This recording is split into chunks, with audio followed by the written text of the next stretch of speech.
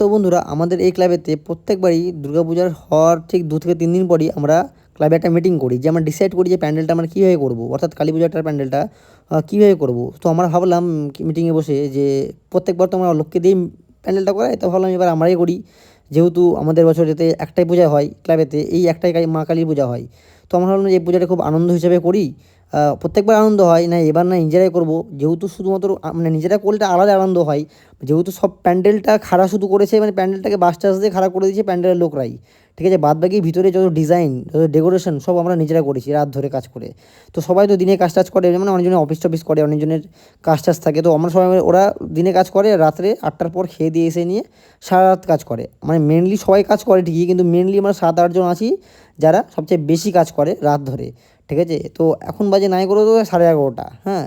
এই মানে ভিডিওটা অনেক দিন পর ছাড়ছি কালী পূজার পর, কিন্তু এখন যে টাইমটা সেটা হচ্ছে 11:30। আর এতদিন ধরে টাইম পাইনি, অনেক কাজে ব্যস্ত ছিলাম তাই টাইম পাইনি। আর আমরা সবাই মিলে রাত ধরে ত্রিশূল মিশুল যত কিছু দেখছো সবাই ডিজাইন ডিজাইন করে কেটে কেটে রং টং করেছি।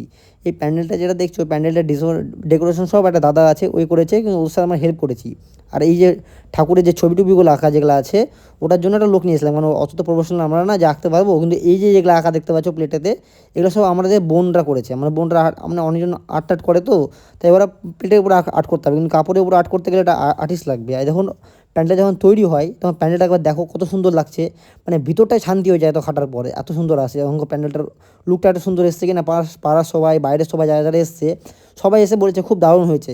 ওরা ভেবেছে অন্য কেউ করছে, কিন্তু করছি আমরা, ঠিক আছে। ওরা এসে নিয়ে শুনে নিয়ে খুব অবাক হয়ে গেছে, হ্যাঁ সত্যি তোরা করেছিস, এত সুন্দর হয়েছে। যেহেতু অনেক দিন পর বছরে একটা পূজায় আসে আমাদের, বছরে একটা করে পূজা আমাদের একটা পূজা থাকে, তাই জন্য পুজোটা খুব আনন্দভাবে কাটলাম। এবার সত্যি পূজাটা খুব ভালো লেগেছে, যখন শেষ হলো মনটা খুব খারাপ।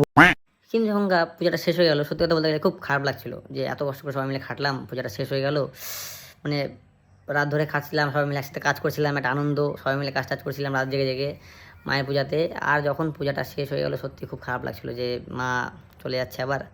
আর সবচেয়ে কষ্ট লাগে যখন বিসর্জনের টাইম আসে, বলে বোঝানো যায় না যে ওই টাইমটা কেমন লাগে। যাক, মা গেছে, মা আবার আসবে। তো বন্ধুরা আজকের জন্য এটুকুই। তোমার ভিডিওটা আর প্যান্ডেলটা কেমন লেগেছে অবশ্যই জানাবা। তো বন্ধুরা আজকের জন্য টাটা, ভাই ভাই। নিজের শরীরটা খুব খেয়াল রাখো, ভালো থেকো, আসছে, টাটা।